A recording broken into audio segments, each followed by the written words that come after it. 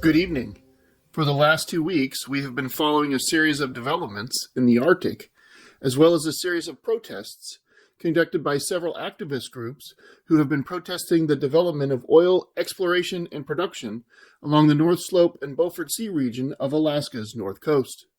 The protests come as a result of recent offshore drilling along the U.S.-Canada disputed boundary area, which is described as a pie-shaped 5,000 square mile area in the Beaufort Sea claimed by both nations.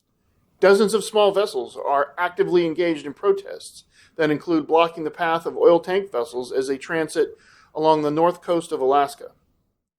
The smaller vessels are supported by 3 larger protest vessels that refuel and resupply the others. While engaged in protests, one of these larger vessels sunk while performing aggressive maneuvers near an oil tanker. Sources have observed a large sheen in the area.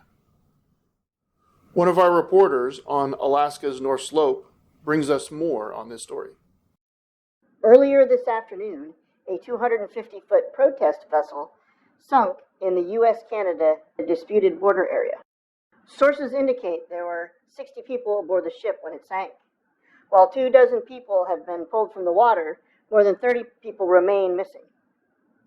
It is estimated that the vessel sank with over 100,000 gallons of fuel on board. International search and rescue operations and cleanup efforts are now quickly being coordinated. The North Slope has several resources already in the air, but many of the other responders will have to travel great distances to the scene. Severe weather is forecast to enter the area within the next 12 hours, which only adds to the urgency of the situation, and which may complicate future response efforts. This is a rapidly developing situation, and we will bring you the latest information as it comes in. Please stay tuned for the latest developments.